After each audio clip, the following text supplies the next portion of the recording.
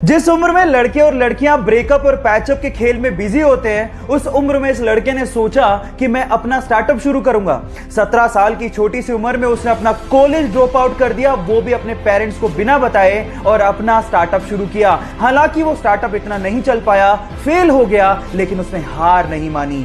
3 साल की कड़ी रिसर्च के बाद सन 2013 में उसने एक दूसरा स्टार्टअप शुरू किया और देखते ही देखते वो कंपनी इंडिया में $10 बिलियन की कंपनी बन गई। जी हां, मैं बात कर रहा हूं ओयो फाउंडर रितेश अग्रवाल की, जो कि इंडिया में यंगेस्ट बिलियनर भी हैं।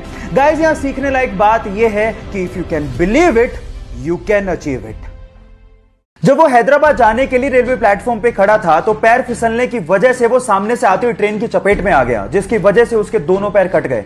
2 घंटे तक उसको किसी ने हाथ भी नहीं लगाया और 6 घंटे की मशक्कत के बाद उसे अस्पताल पहुंचाया गया, जहां पर डॉक्टर्स ने उसकी मां को कहा कि इसके शरीर से पूरा खून बह चुका है, अब वो जिंदा नहीं बच सकता। लेकिन फिर भी उसकी मां ने कहा कि चाहे जिंदा रहे या मरे, मैं इसका इलाज जरूर कराऊंगी क्योंकि ये मेरा बेटा है। जैसे तैसे पैसे जुटाकर उसका इलाज करवाया गया। वो जिंदा तो बच गया, लेकिन उसने अपने पैर गवा दिए। इस सिचुएशन पे उसके भाई ने उसका साथ छोड़ दिया। लोगों ने उसे भीख मांगने तक की सलाह दे दी, लेकिन उसने कहा कि मैं भीख नहीं मांगूंगा, मैं हार नहीं मानूंगा। उसने जिम ज्वाइन किया, अपनी बॉडी बनाई, वीडियोस अपलोड की और बहुत सारे लोगों के लिए एक मिसाल बन गया। उसका नाम है देव मिश्रा, जिसने हमें यह सिखाया कि जिंदगी हौसले से जी जाती है। यह बात उस वक्त की है जब पाकिस्तान के अब्दुल खालिद को एशिया का सबसे तेज धावक माना जाता था, लेकिन भारत के मिल्खा सिंह ने उन्हें टोक्यो में हरा दिया। तब पाकिस्तानियों ने कहना शुरू कर दिया, ये तो तुक्का है, मिल्खा सिंह तुक्के से जीता है। तब उन्होंने पाकिस्तान में मिल्खा सिंह को इनवाइट किया अब्दुल खालिद से फिर से रेस करने के लिए, और वहां भी भारत के सपूत ने पाकिस्तान के अब्दुल खालिद को हराकर यह साबित कर दिया कि वो रेस तुक्का नहीं थी। और उसके बाद पाकिस्तान के प्रेसिडेंट अयूब खान ने मिल्खा सिंह को फ्लाइंग सिख की उपाधि दी। आज से दुनिया तुम्हें एक सिख नहीं बल्कि फ्लाइंग सिख के नाम से जानेगी। सलाम है ऐसे सिख को जिसने भारत का नाम रोशन किया और हमारा सिर फख्र से ऊंचा किया। 1997 में पैराशूटिंग के दौरान उसका पैराशूट ही नहीं खुला और वो सीधे जमीन पर आकर गिरा।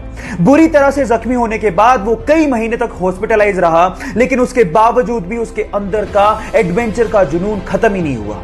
जैसे तैसे रिकवर करने के बाद माउंट एवरेस्ट को फतेह करने के अपने बचपन के सपने को पूरा करने के लिए निकल पड़ा और 23 साल की छोटी सी उम्र में उसने माउंट एवरेस्ट को फतेह कर डाला और यह कारनामा करने वाला यंगेस्ट ब्रिटिशर बना। Yes, I am talking about Bear Grylls, जो कि अपनी मैन वर्सेस वाइल्ड सीरीज के लिए विश्व विख्यात हैं। गाइस, यहां सीखने लायक बात यह है कि लाइफ में प्रॉब्लम्स सबके आती हैं, लेकिन जो उसका डट के सामना करते हैं, लोग उसी के बारे में चर्चा करते हैं। 18 साल की उम्र में उसकी मर्जी के बिना उसकी शादी कर दी गई। जब वो एक बार अपने पति के साथ कार में जा रही थी तो कार चलाते वक्त उसके पति की आंख लग गई, जिसकी वजह से कार का बैलेंस बिगड़ गया।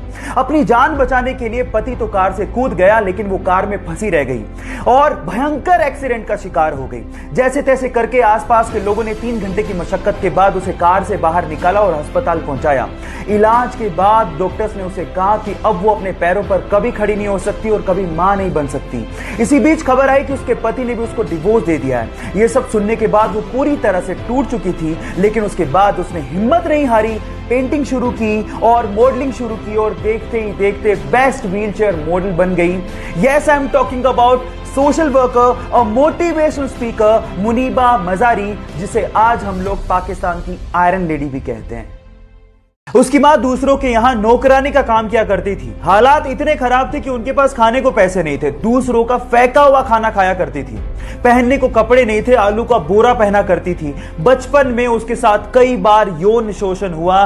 14 साल की छोटी सी उम्र में वो प्रेग्नेंट हो गई और अपने बच्चे को बचा नहीं सकी। इतना सब कुछ अगर किसी के साथ हो जाए तो वो टूट जाता, लेकिन ये टूटी नहीं। अपनी स्टेप फादर की मदद से उसने स्कूल में दाखिला लिया। पता लगा कि वो पब्लिक स्पीकिंग में बहुत अच्छी है और इसके बाद उसने पीछे मुड़ के कभी नहीं देखा। 1986 में आए अपने एक show the Oprah Winfrey show से वो पूरी दुनिया में छा गई और देखते ही देखते दुनिया की सबसे प्रभावशाली और शक्तिशाली महिलाओं में शुमार हो गई। Yes, I am talking about Oprah Winfrey, जिनको अमेरिका का सर्वोच्च सम्मान भी दिया गया। या उनकी लाइफ से सीखने लायक बात यह है कि परिस्थितियां कितनी भी कठिन क्यों ना हो, नेवर गिव अप।